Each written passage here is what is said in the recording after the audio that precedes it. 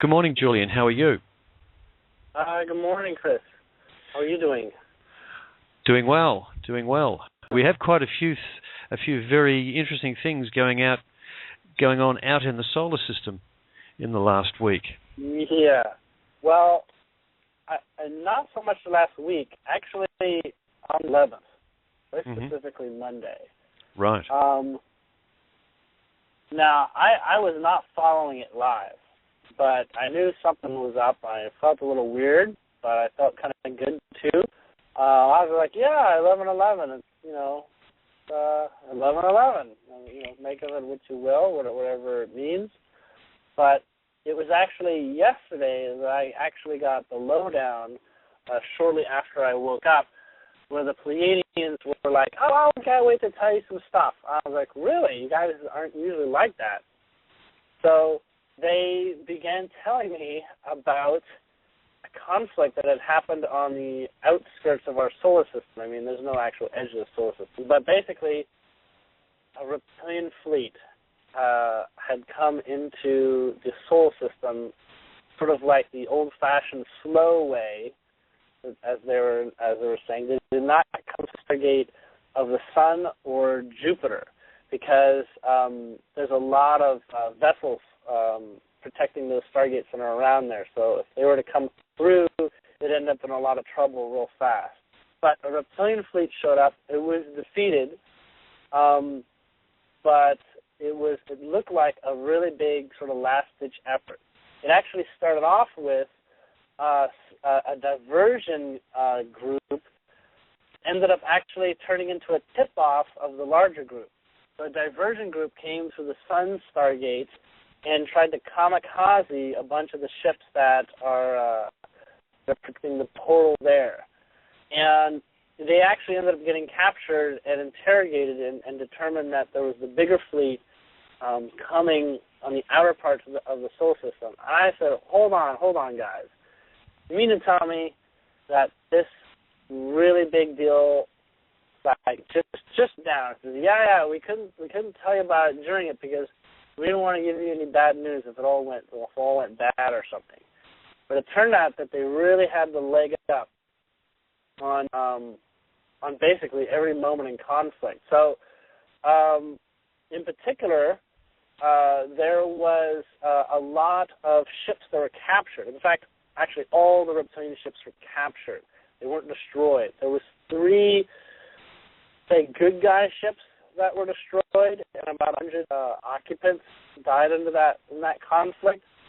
But that's far few than about the 1,000 that good ships that are actually not 1,000. It's way more than that. But like say the 1,000 that were the type that could have this kind of engagement, like ship-to-ship engagement.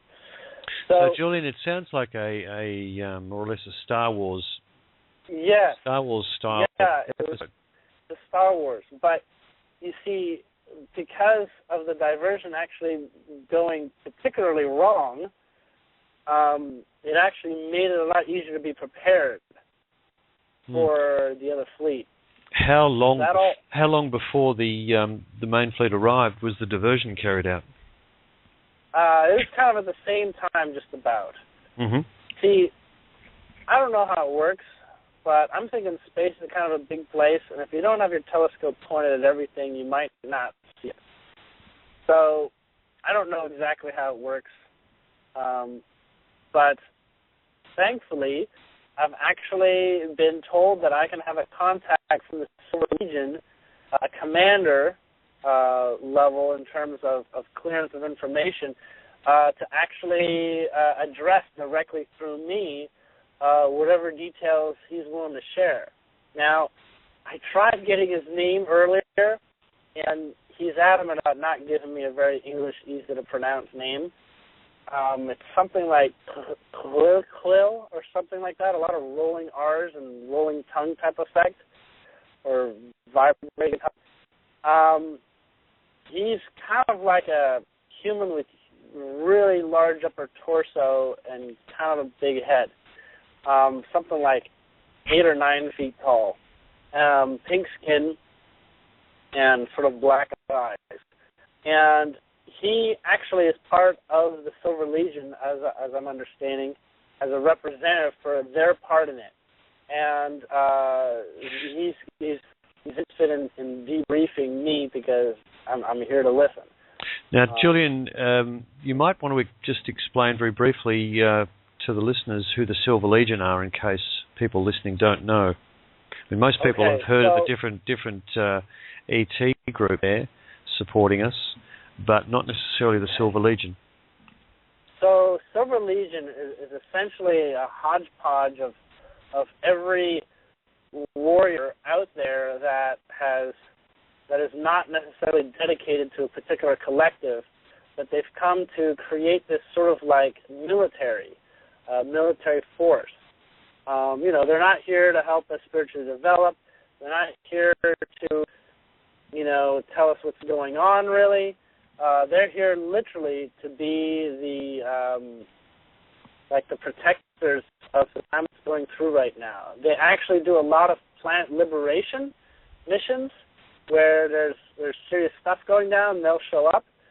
They got invited about 2 years ago, by the Andromedan Council to come and actually help with operations down here, help with clearing out the Reptilians and their bases and all this sort of thing. They worked with the Procyon, and they work also with the Syrian Command, or whatever happens for the Syrian Command. Now, they're autonomous, as in they don't actually report to anyone. If they report to anything, they report to Source or God with its divine decrees of what's to happen in this environment, which is really all that anyone can. I just want to preface that. If you're not serving your nature, then you're just not going to have as much results. So at this point in time, the more that you serve your nature, and you're here because your nature has asked for it this time, then the more you'll be able to fulfill your purpose and feel empowered through that process. So they're here only because they can be here and they've been asked to be here. They're a group that's constantly growing, and they're constantly adding members to it. Now, they live not necessarily at our density. So our density is particularly... I'm not going to get into it. That's a long explanation, and we're getting off track. But they work at the level that they can work with the Reptilians and most of the other races at their level of density and dimensional perspective. You can visit their group in your dreams, and you can see that they actually have created their own sort of pocket dimension where it's like their base or something. But at the same time, they're like basically almost every sort of like alien race you can imagine has like joined the ranks. So they do have sort of leaders, and they do have councils, but they're very much the act fast, get things done, and because of the sheer diversity of skills, they're good at problem solving tactically. Sounds like a very extremely useful group of people to have on your team. Yeah, actually, not my team though. It's really, yeah. No, I meant in the royal sense, Julian. Just have on our team, okay. Actually. Yeah. Is the commander actually going to be speaking to us live now? Yeah, he's on hold. He's on hold. So I won't channel, but I'll do what I do, which is I'll interpret what he presents for me, and mostly he's interested in answering questions. If you want to follow the question format, it would be easier for me. Generally, what Silver Legion was doing is they boarded all these ships, as well as the Andromedans did, and they boarded, and some Arcturians did too, and they boarded the Reptilian ships and engaged in hand-to-hand combat and basically captured the ships, and primarily, in some cases, while the hand-to-hand combat was being played out, additional operations were sent to like the bridges or the armaments chambers and disarmed the ships from the threat.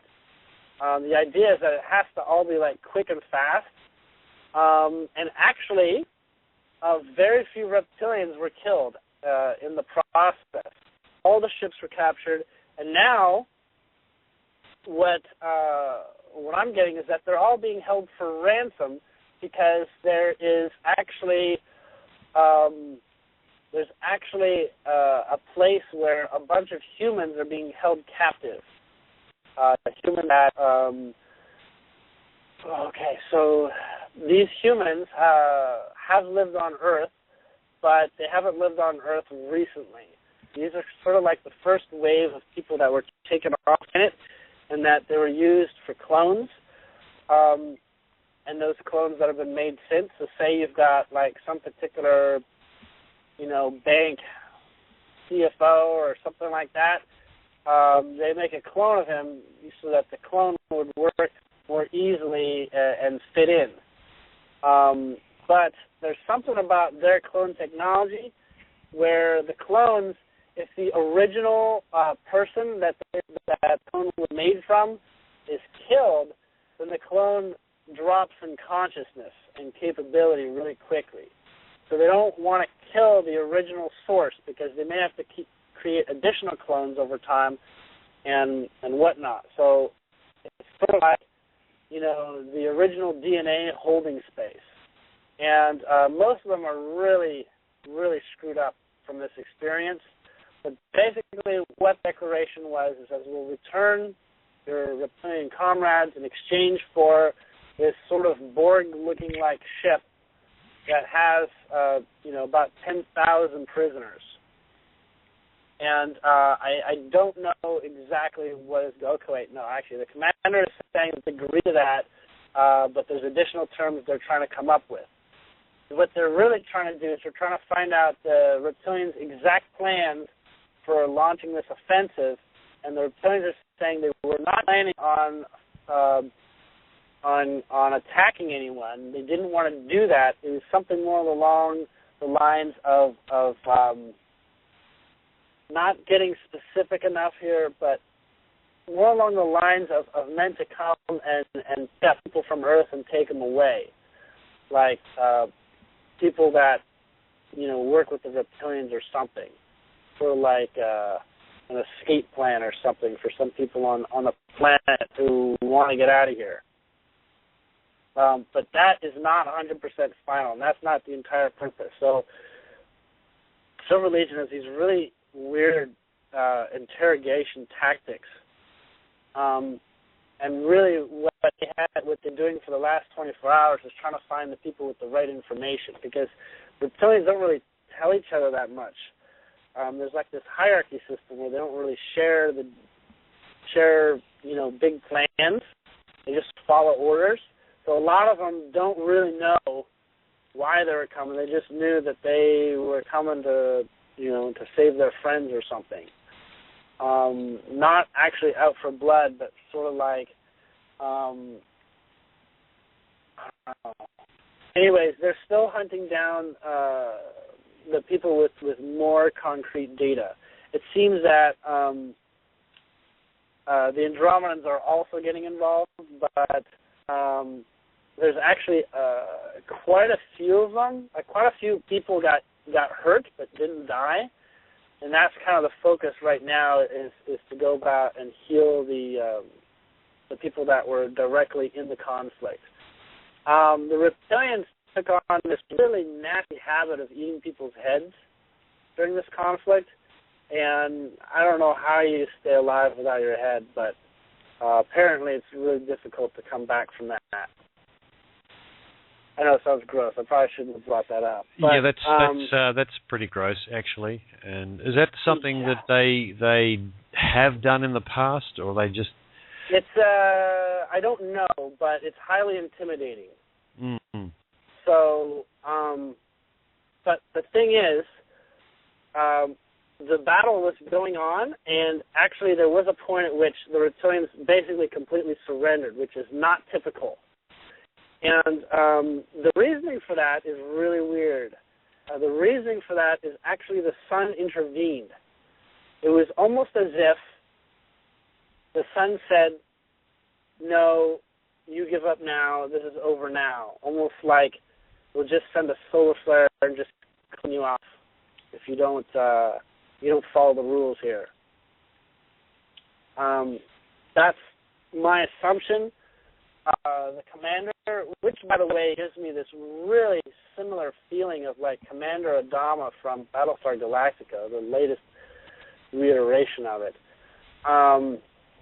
Like that's sort of like his feeling. He doesn't look like him, but that's sort of like his wise sort of feeling that he gives me. He senses that the sun is, just like the Earth, is not allowing this kind of conflict from transpiring for so long. The entire conflict was like less than an hour or something. Mostly it was the cleanup. It happened in the direction, if we aim from where we are, if we aim in the direction of Neptune, it would be kind of like straight backwards that way. Almost. I don't know where that quadrant is, but I'm sure someone can figure it out. I'm noting from this information is that why would they need to do such a desperate act for their allies on Earth? From what I understand, there aren't any reptilians on the planet, and actually, we're going to call him Commander A for now. He says there aren't any. All there is reptilian incarnates, the ones that were born here, which are having a hell of a time according to him.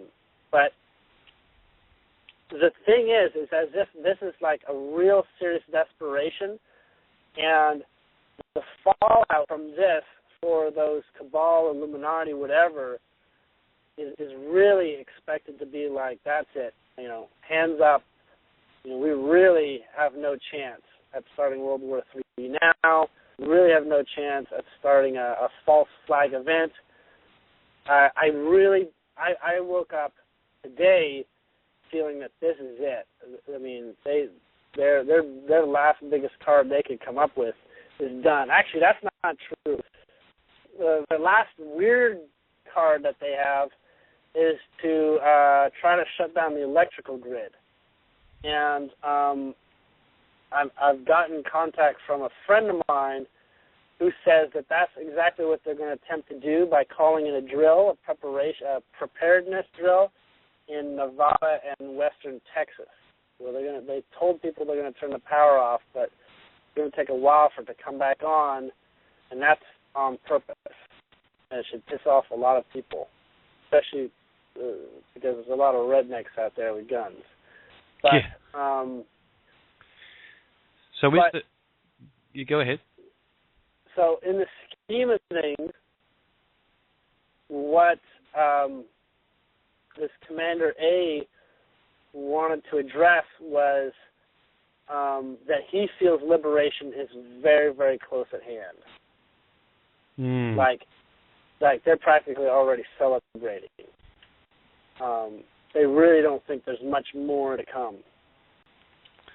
Well, all I can say is this is absolutely fascinating, and I'm sure we'll be hearing more about this.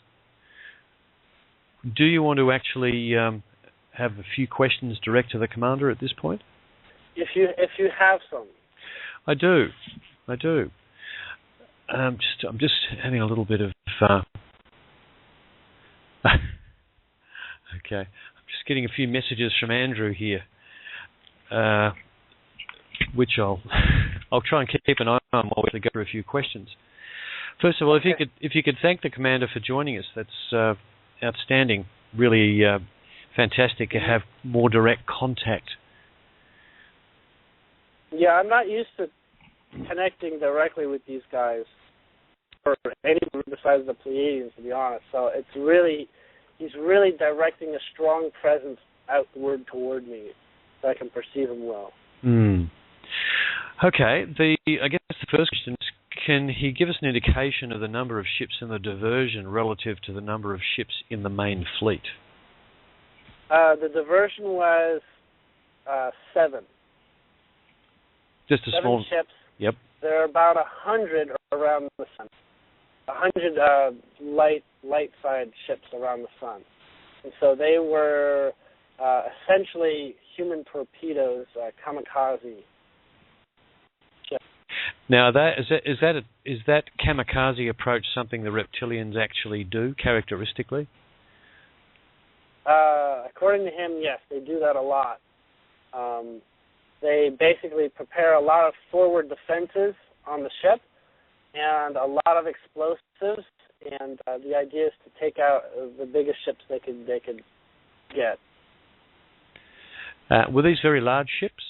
The ships that were used varied in size between the size of like a tour bus and the size of like a 6-story building.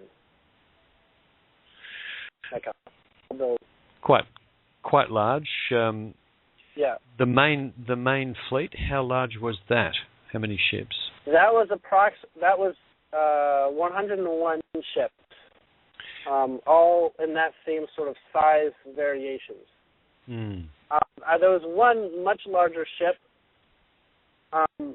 that was behind the conflict, but that one got boarded and taken over. That's sort of like the more command-like ship, though they couldn't find the commanders on it. And the methodology of actually sending in a lot of people once into different parts of a ship, is that something the Silver Legion specialize in? Yes, they do specialize in boarding parties. There's this parasitic environment that are on these ships, and you can just imagine it's just the most noxious cloud. It's as if you're going into like the opposite of like a hazmat room. It's like the most toxic environment you can go into, though it has oxygen. So to enter into that environment, because it's also at different levels of energy that can move through solid objects. So what happens is that they all get like this sort of like energetic juice. All the soldiers get like an energetic boost, a high immune system, sort of like an adrenaline pill or something, and makes them highly resistant. But they actually have each one of them, they have a point which they're meant to retreat if they can't complete where they're at. So it's really sort of like sending wave after wave if a particular ship is taking too long to overcome. And then what happens is that they do this sort of ionization after everyone has been removed so that the ship becomes safe again to live in. They do something weird like that. What do they generally do with the captured reptilian ships? They put them in prison cells. They literally put them behind bars. No, I mean the actual ships themselves, the reptilian. Oh, the ships themselves. Mm-hmm. I'm getting told I can't say that. Can't say. Fair enough. What they do. Fair enough. Now the reptilians must know that the ships are going to be boarded when they come through. Does this lead to particularly difficult situations to take them over by boarding? Yeah, because they're like extremely booby-trapped. Their environment is very dangerous to be within, highly parasitical, and the Reptilians have this nasty habit of basically purging and opening the airlock to areas where they determine that there's too many opposition, and it's worth the sacrifice of 1 or 2 Reptilians to basically open the airlock in those rooms. That will be extremely dangerous for the people boarding, obviously. Right, but if you think of transporter technology, they have these. A lot of the good guys have this technology allowed to focus to transport. So even if they get sent out to an airlock or out into space, they can actually go back to where they transported off of. It's like this recall ability. And so they do that when they need to. Each has their own individual way of sort of like transporting back from where they started. Yeah, there seems to be like move and counter move in play. Yeah. All the way through. Not all of them have that ability. So the teams were divided up appropriately, sort of like, they were just really good at organizing themselves from the beginning. He's trying to explain it to me, but I'm like, I'm not sure. Not sure how much time I have that. That's okay. Well, look, we have about 10 or 15 minutes of your time left, I think. So I'll just press on with another question. How far into the solar system did the main fleet actually get? As in roughly the orbit of which planet were they near? Closer than Pluto is, and that's about as good as I get. But not closer than the next planet. That's a long way out still. Yep. Yes, it is. But their ability to travel, you can't underestimate it. You can move very fast. Yeah. How long would it have taken them to reach us had they not been intercepted? So their different ships have different levels of propulsion, and if the fleet moved as one, it would have been probably another 5 hours. Yeah, so it really was, from our perspective, very imminent that they reached. Yes. Yep. Very, very, very imminent. And at this stage, they're probably still trying to get the information, but have they got any clear idea of exactly what these forces were going to do when they reached here? You broke up a little bit there. Can you repeat? Yeah, wondering if they have a clear idea of what the forces were going to do when they got here. They don't, but their estimation, based on their predictable behavior patterns, is that they were going to do whatever they could to lead to a radical example of fear. Literally, it could have been a reptilian air-based invasion. That could have been the worst-case scenario. The least worst, the best case scenario would be they do what they said right now that they were going to do, and that is that they were going to take their friends off the planet. That they're just coming to take them away. But the question is still regarding what there was initial contact where the first Andromedan ship said, "What are you doing here? What's your purpose?" And multiple ships responded with different answers, as if they weren't preparing for an actual encounter where they had a response. And they gave multiple responses, which is why they don't tend to believe them right now. And actually, it also it could have actually gone peacefully if all the people that responded were in alignment as to what to do. But basically, the Reptilians shot first, and then you get what you get. Yeah, you do get what you get. Now, do they generally come in shooting? No.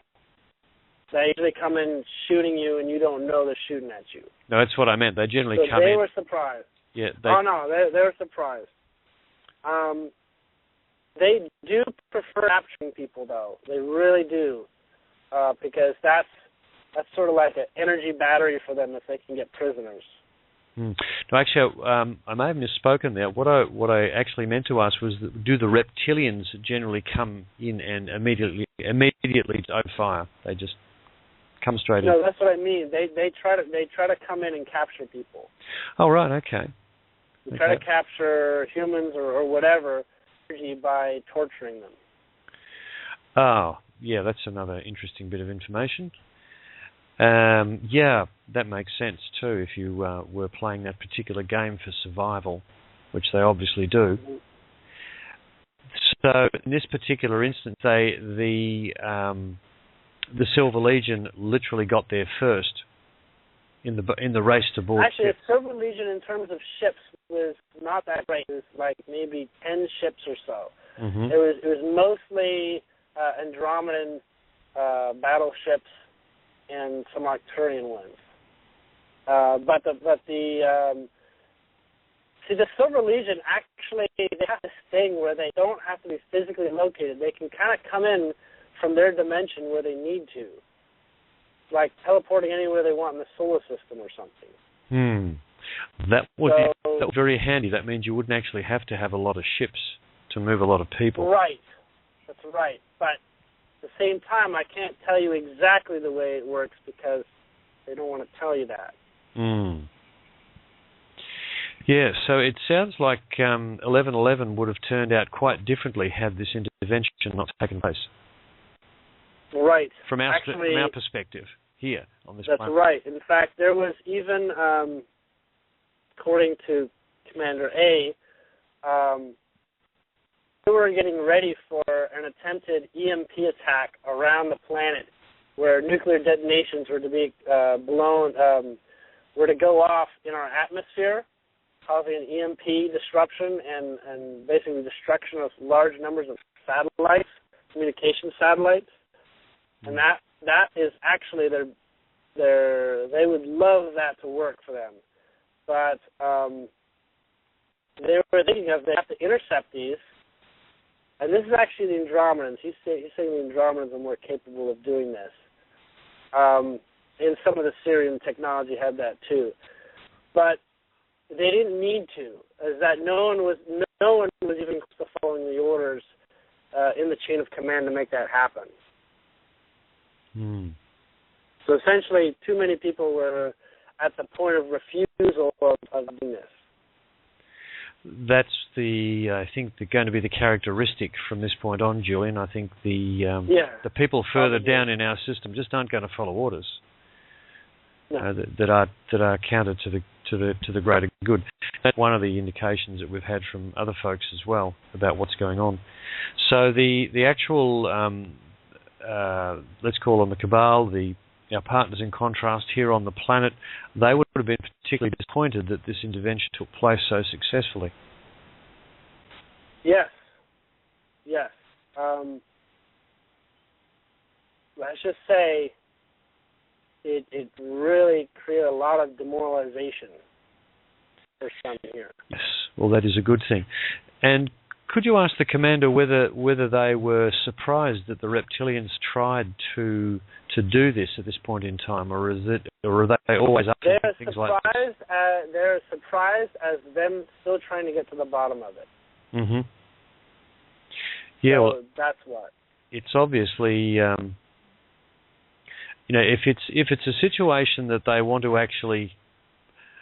to stay involved in because they've always been involved here. Given that they are actually harvesting us for energy and food, quite literally, this would be quite a blow for them to be excluded from this solar system. They are not officially excluded. Officially, they're allowed to come if they don't sort of fuck around. Sorry, my language. Mm-hmm. So it could have very well been these let us take our people and go. It could have that would have been allowed. If that's really all there was to it. That's interesting. But no one's about to let their ships just come over here. Mm. Yeah, well, obviously, it'd be difficult to tell what agenda they had.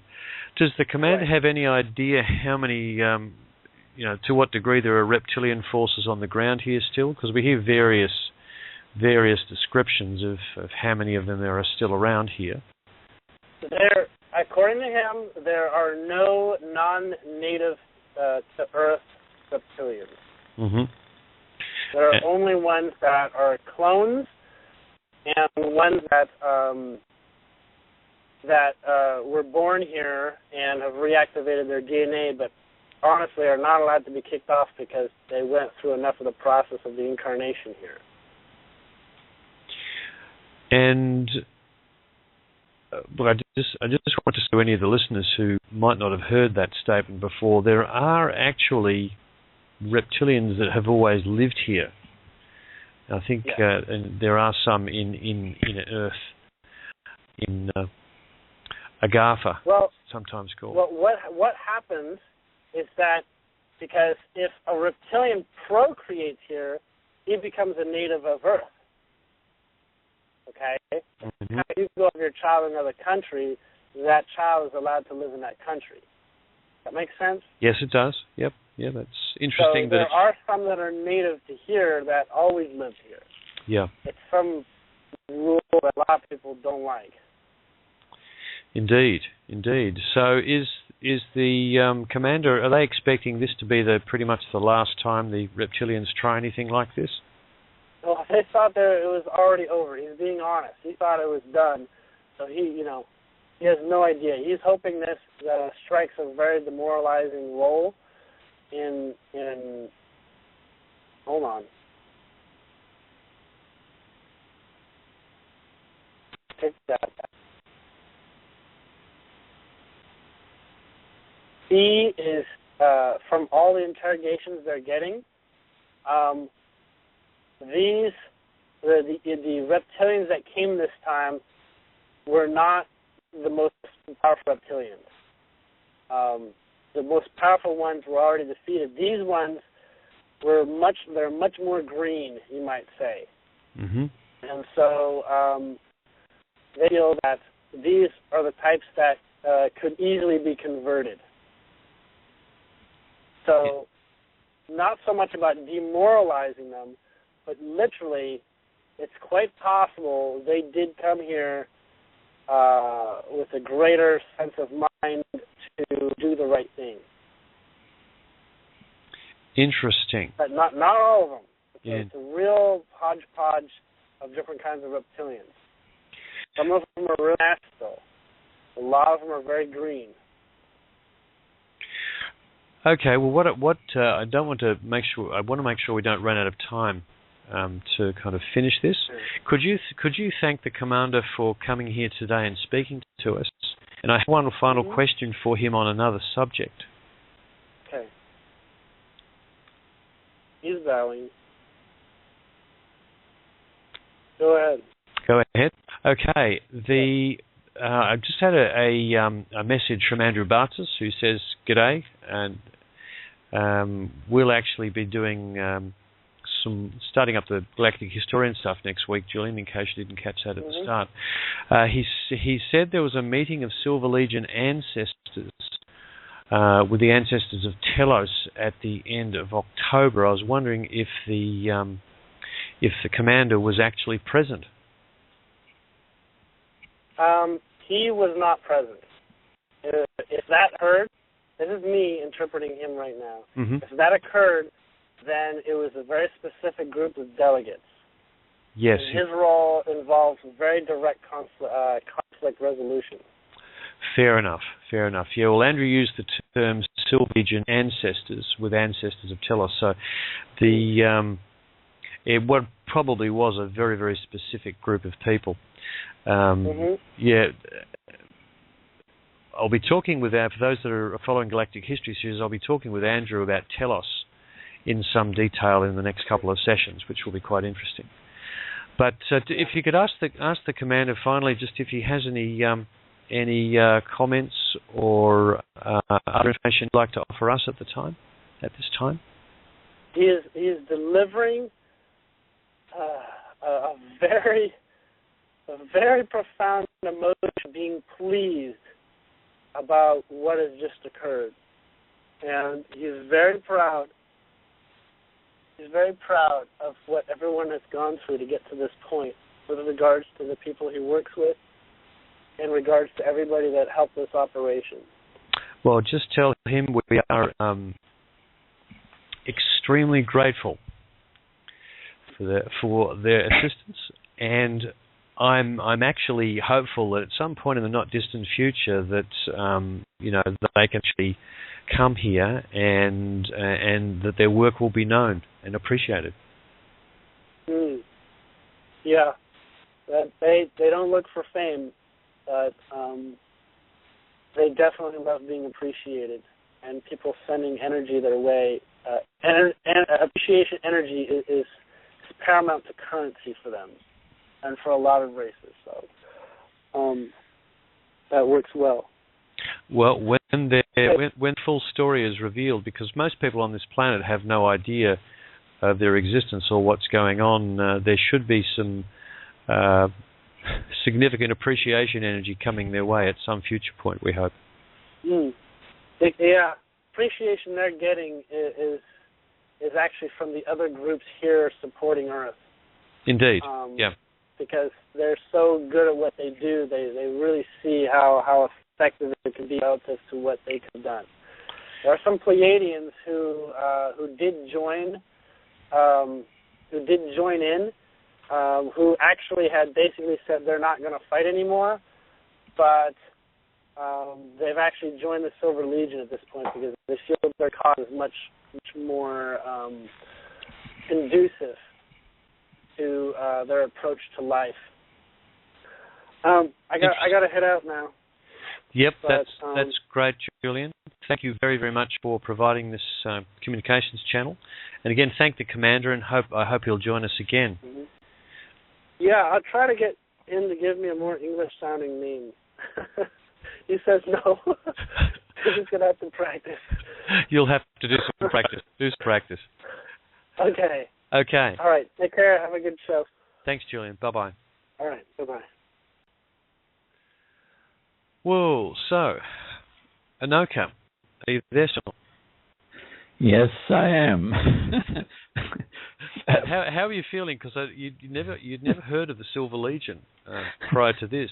The whole thing to me, since I don't have any direct handle on it, I mean, I'm listening to Julian evidently and Andrew Bartz, just when you got him on from time to time, but it's what will I say? It's science fiction to me, because until there's something more tangible that I can see and feel it is difficult. It is difficult to get your head around this, which is the reason why obviously it's going to be a very interesting time when all this stuff becomes public.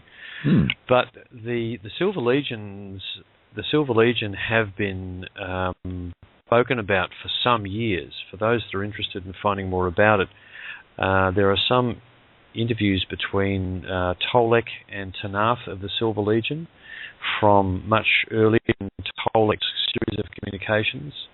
I think Tanaf has actually appeared on several other shows, and in fact, I think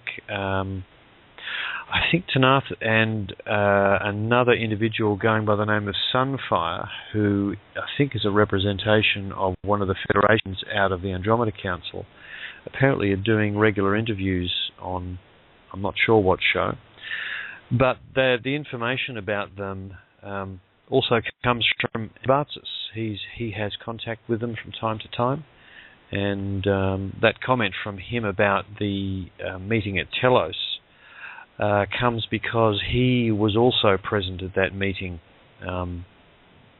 His consciousness was present at that meeting as well in Telos. Now, just for those who aren't sure what Telos is one of the cities of Inner Earth that's actually under Mount Shasta. And as Andrew actually is living in the area, I think he's having quite a lot of contact with them. But back to the Silver Legion, they are the best way to describe it, a bit like a bunch of superhero crime fighters, kind of, who are made up of all sorts of different races, and essentially are troubleshooters, and not just here, but all over the galaxy. So it just sounds like pure science fiction, doesn't it?